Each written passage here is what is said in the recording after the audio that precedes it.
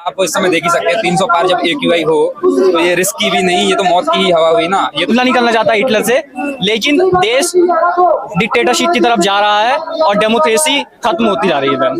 Ma'am क्या करेंगे? मैं राहुल गांधी जी से बिल्कुल दरख्वास्त करता हूं कि वो इस मुद्दे को पार्लियामेंट में उठाएं। वो उठाएंगे तो इस देश में आवाज जाएगी। मास्क पे काम करना बंद कर दिया और आप देख सकते हो ये पहले फिर भी लगातार खांसी मुझे हो रही है और जो घर में लोग हैं उनकी भी हेल्थ अभी सही नहीं है। जो दिल्ली में बच्चे पैदा हो रहे हैं, एक साल के बच्चे जो सांस ले नहीं पा रहे हैं, उनके सांस लेते हुए इतनी तेज से उनके फेफड़े से आवाज निकल रही है कि आप मतलब जो पहले स्थिति नहीं थी बिल्कुल। ऐसा नौबत ना आए, पूरी दिल्ली सड़कों पे ना आए, वो मुझे देख करके बस मुझे गलत साबित कर दे। मैं एक सरकार को दर्शा रहा हूं अपने आप में कि सरकार जिस तरीके से काम कर रही है, मुझे लग रहा है कि उनको दिखाई ही नहीं दे रहा है कि कितनी सीवियरिटी है, किस तरीके से लोग बीमार पड़ रहे हैं। जीने का अधिकार भी छीना जा रहा है। यस मैम, दुनिया की सबसे बड़ी डेमोक्रेसी है मैम। उस डेमोक्रेसी में ना तो साफ पानी है और ना ही साफ हवा है मैम। अगर हम इस मुद्दे को भूल जाएंगे तो अगले साल और भी ज्यादा सीवियर सिचुएशन के लिए हम अभिशप्त होंगे और हम उसको इनविटेशन दे रहे हैं।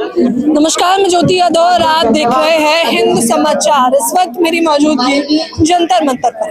अब तक तमाम लोग शिक्षा, स्वास्थ्य, रोजगार और बढ़ती महंगाई के खिलाफ प्रदर्शन करने आते थे, लेकिन दिल्ली के हालात इतने बिगड़ गए हैं कि अब लोग ठीक ढंग से उन्हें सांस, हवा उपलब्ध कराई जाए, इसके लिए भी प्रदर्शन करने पर मजबूर है। कैमरामैन तस्वीरें दिखा दीजिए जरा एक बार।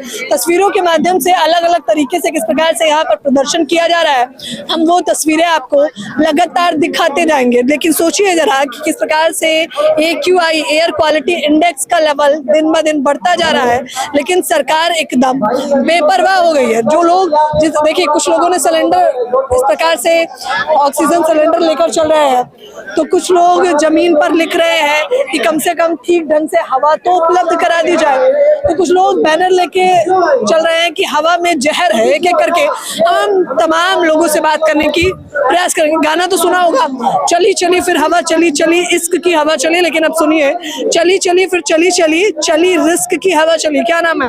मैम मेरा नाम भूपेंद्र धाकड़ है और मैं DU का स्टूडेंट। क्या कहना चाहेंगे? इश्क की हवा चलती थी, आपने रिस्क की हवा चला रखी है। ये रैम तो करा है, लेकिन आप इस समय देख ही सकते हैं 300 पार जब AQI हो तो ये रिस्क की भी नहीं, ये तो मौत की ही हवा हुई ना। ये तो खैर कमी है, रिस्क की हवा, इसलिए लिखा।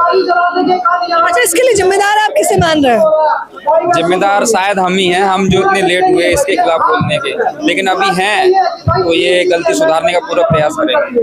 कह रहे हैं हम भी हैं और प्रशासनिक लापरवाही तो है ही। देखिए, कॉन्स्टिट्यूशन ऑफ इंडिया, ये बाबा साहब का कॉन्स्टिट्यूशन का पहला पृष्ठ लेकर आए हैं, क्या कहना चाहिए? सर, जो कॉन्स्टिट्यूशन हमें राइट टू लाइफ का अधिकार देता है मैम, आज वो कॉन्स्टिट्यूशन भी फेल हो चुका है मैम, क्योंकि संविधान मैम सबको एक मौलिक अधिकार देता है कि सबको जीने का अधिकार है, लेकिन मैम मौजूदा दौर में ऐसा कुछ नहीं है मैम। कॉन्स्टिट्यूशन फेल, जीने का अधिकार भी छीना जा रहा है। यस मैम, दुनिया की सबसे बड़ी डेमोक्रेसी है मैम। उस डेमोक्रेसी में ना तो साफ पानी है और ना ही साफ हवा है मैम।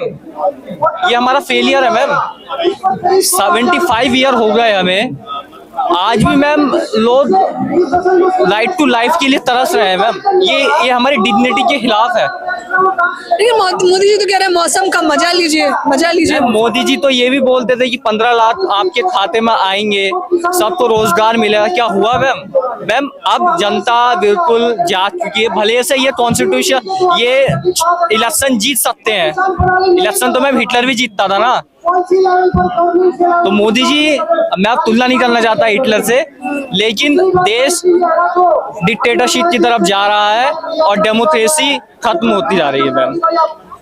क्या करेंगे? मैं राहुल गांधी जी से बिल्कुल दरख्वास्त करता हूं कि वो इस मुद्दे को पार्लियामेंट में उठाएं। वो उठाएंगे तो इस देश में आवाज जाएगी। हमारे उठाने से कोई आवाज नहीं जाएगी, हमारी आवाज दब जाएगी। तो राहुल गांधी जी से मेरा यही आग्रह है कि वो इस देश की आवाज इस देश की पार्लियामेंट में उठाएं तब इस देश का मुद्दा कुछ बन पाएंगे। शीतकालीन सत्र चल रहा है और अलग अलग तरीके से प्रदर्शन किया जा रहा है। आइए हम आपको तस्वीरें दिखाते हैं। कैमरामैन आइए, हम आपको बताते रहेंगे। इन्होंने अभी हाथ पर पट्टी लगा रखी थी। बैठिए, हम आपसे अनुरोध करेंगे कि बैठ जाइए, बातचीत करने का प्रयास करेंगे। देख लीजिए, अलग अलग तरीके से प्रदर्शन किया जा रहा है कि किस प्रकार से मुझे सरकार से, अधिकारियों से अनुरोध करता हूँ कि दिल्ली की हवा बहुत प्रदूषित है। देख लीजिए, लगातार मांग की जा रही है। इन्होंने भी इस प्रकार से मुखौटा पहन रखा है। इतनी प्रदूषित हवा है राजधानी दिल्ली में, 400 का आंकड़ा पार कर चुके हैं। बावजूद इसके जब आप मांग कर रहे हैं कि सुरक्षा दी जाए और कम से कम सही ढंग से सांस लेने का अधिकार तो हमें दिया जाए, तो कहा जा रहा है मौलिक अधिकार भी छीना जा रहा है। लेकिन उन्होंने आंखों पे पट्टी बांध रखी है, मुझे दिखाई नहीं दे रहा है। क्या नाम है आपका? मेरा नाम हरीश मानसून है। क्या कहना चाहेंगे आप? दिखाई क्यों नहीं दे रहा आपको? मैं एक सरकार को दर्शा रहा हूं अपने आप में कि सरकार जिस तरीके से काम कर रही है, मुझे लग रहा है कि उनको दिखाई ही नहीं दे रहा है कि कितनी सीवियरिटी है, किस तरीके से लोग बीमार पड़ रहे हैं, किस तरीके से पोल्यूशन बढ़ रहा है।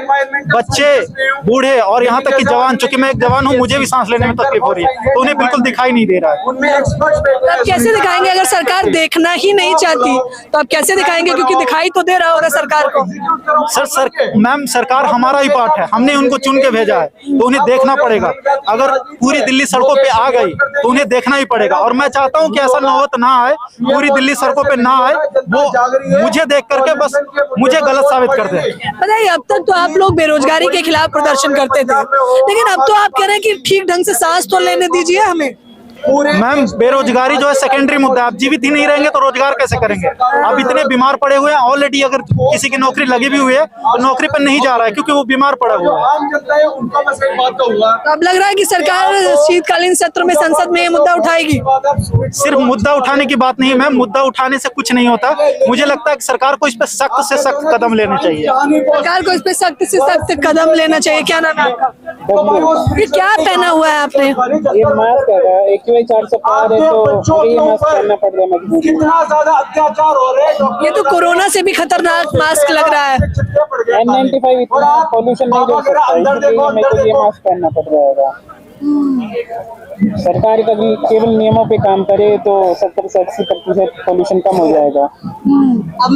MCD इतने सही तरीके से काम नहीं करती। कंस्ट्रक्शन होता है तो प्रॉपर ढंग से कंस्ट्रक्शन में होता है, इंडस्ट्रीज नियमों का पालन नहीं करती, और जो सीवेज है उसको प्रॉपर ढक के नहीं रखा जाता, जिससे उनमें फिर जहरीली गैसेस निकलती हैं। अच्छा, देखिए पॉल्यूशन के हालात कितने बिगड़े हुए हैं। मैं काफी देर से इन्हें देख रही हूँ, इन्हें लगातार खांसी आ रही है। आप इसी से अंदाजा लगा सकते हैं कि दिल्ली में पॉल्यूशन यानी प्रदूषण के क्या हालात बने हुए हैं। आप प्रदर्शन कर रहे हैं लेकिन अभी भी हम देख सकते हैं आपको लगातार खांसी आ रही है। पॉल्यूशन की वजह से N95 मास्क पे काम करना बंद कर दिया, और आप देख सकते हो ये पहले फिर भी लगातार खांसी मुझे हो रही है, और जो घर में लोग हैं वो उनकी भी हेल्थ अभी सही नहीं है एयर पॉल्यूशन की वजह से। और ये इस साल की बात नहीं है, हर साल में दिल्ली में एयर पॉल्यूशन काफी ज्यादा खतरनाक स्तर पे। एयर प्योरीफायर भी सरकार कह रही है, एयर प्योरीफायर लगा सकते हैं आप लोग। हम सब के ऊपर 10 साल से प्योरीफायर को कोई वो नहीं है सॉल्यूशन, उससे भी कुछ नहीं होगा। वो तो जो अफोर्ड कर सकते हैं वो घर में लगा सकते हैं, और जो नहीं कर सकते उनका क्या। अभी तो घर में भी रहना मुश्किल हो रहा है। एयर पोल्यूशन घर में भी इफेक्ट कर रहा है। ऐसा नहीं है बाहर जा रहे तब, जब मैं घर में भी होती हूँ तब भी मेरे लिए घर में भी रहना बहुत ज्यादा मुश्किल हो रहा है। देख लीजिए, कह रहे हैं कि घर में सांस लेना भी मुश्किल हो रहा है। ये हम और आपको तस्वीरें दिखाते रहते हैं कि किस प्रकार से लोग प्रदर्शन कर रहे हैं।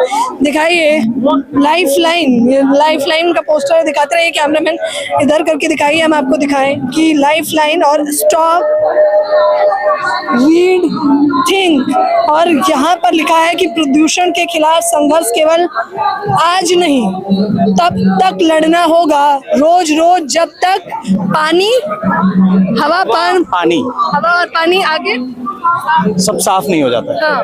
हाँ, बेसिकली देखिए, आज जो पॉल्यूशन को लेके पिछले कुछ दिनों से जो प्रोटेस्ट चल रहे हैं अलग अलग जगहों पे, इन सिंबॉलिक प्रोटेस्ट करके अगर हम इस मुद्दे को भूल जाएंगे तो अगले साल और भी ज्यादा सीवियर सिचुएशन के लिए हम अभिशप्त होंगे, और हम उसको इनविटेशन दे रहे हैं। तो इसीलिए ये जो लड़ाई है, ये कुछ प्रोटेस्ट एक दिन की सिंबॉलिक एक्टिविटी से ठीक नहीं होगी। इसके लिए हमें रोज रोज इस चीज को बदल देने के लिए एक ऐसी स्थिति जिसमें आज जो दिल्ली में बच्चे पैदा हो रहे हैं, एक एक साल के बच्चे जो सांस ले नहीं पा रहे हैं, उनके सांस लेते हुए इतनी तेज से उनके फेफड़े से आवाज निकल रही है कि आप मतलब जो पहले स्थिति नहीं थी बिल्कुल, जिस तरह से बड़े हालत में हो रही है। तो ये जो सारा कुछ हो रहा है, इतनी भयंकर हालत है, पर इसको ठीक करने के लिए सरकार खुद कुछ नहीं कर रही है और ना करेगी। जैसा इनका नियत है, जैसा इनका पूरा अभी तक का रहा है इतिहास, उससे साफ होता है। तो इसीलिए हमें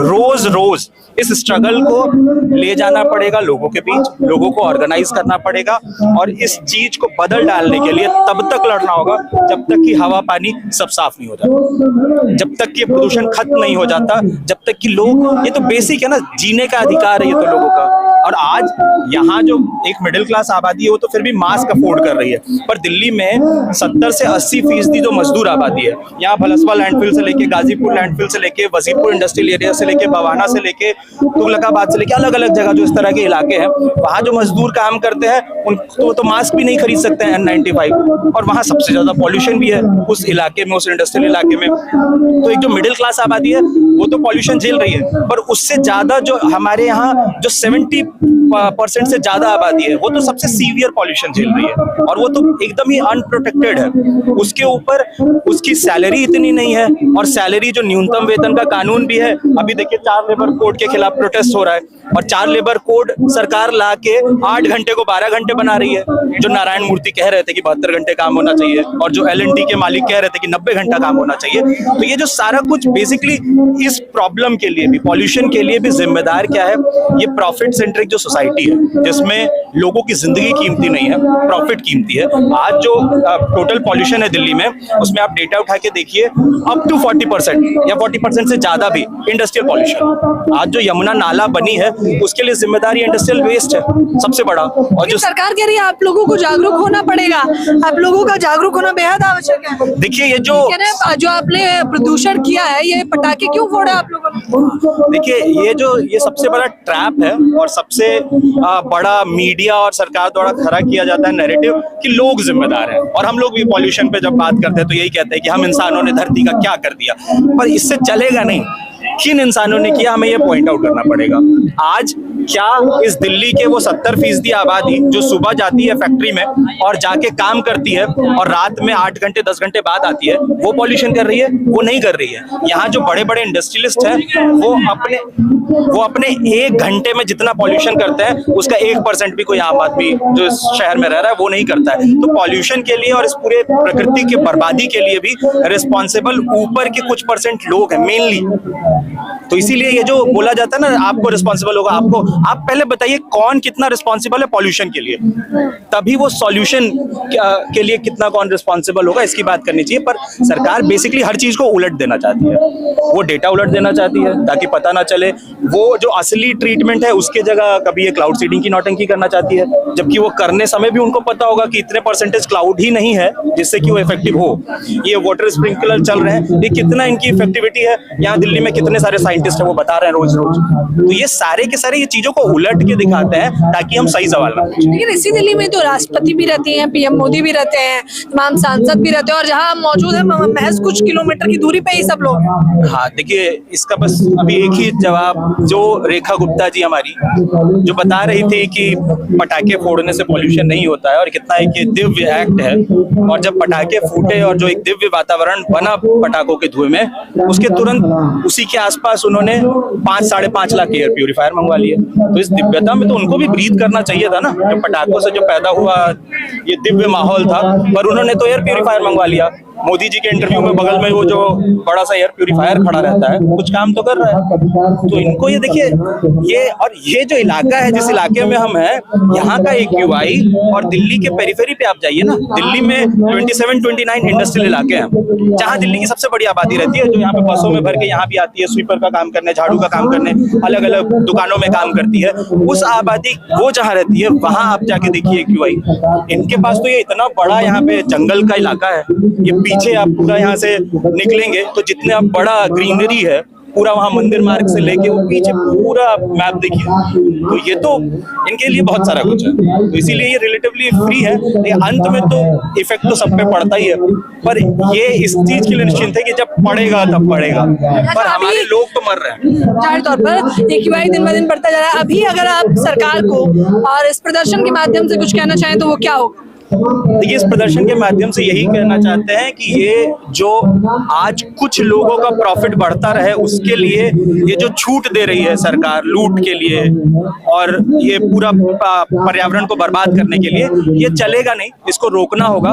ये सरकार खुद नहीं रोकेगी, लोग इकट्ठा होकर इसको रोकेंगे, क्योंकि हमारी जिंदगी कीमती है। वो बच्चे जो आज जन्म लेते ही सांस नहीं ले पा रहे हैं, उनकी जिंदगी कीमती है, उनका भविष्य कीमती है, और उसके लिए ही ये वापस मैं लौट के आऊंगा हमारे इस मैसेज पे कि हमें रोज रोज इस स्ट्रगल को लड़ना पड़ेगा। चाहे वो आज अलग अलग जो लोग काम कर रहे हैं, वो घर घर जाके इस मैसेज को पहुंचाने के लिए कैंपेन्स कर रहे हैं। कुछ सिंबॉलिक सिर्फ प्रोटेस्ट से नहीं होगा, ये प्रोटेस्ट मैसेज पहुंचाते हैं लोगों तक, पर ये बिल्कुल ही नाकाफी है। हमें रोज रोज जब तक हवा पानी सब साफ नहीं हो जाता, सब साफ नहीं हो जाता, देख लीजिए प्रदूषण के खिलाफ ये लड़ाई लंबी होने वाली है। सरकार से सवाल किया जा रहा है और उम्मीद की जा रही है वो कुछ एक्शन जरूर। फिलहाल इस खबर के बारे में आप लोगों को पूरी राय जरूर दें। कैमरामैन नावेद के साथ ज्योति यादव।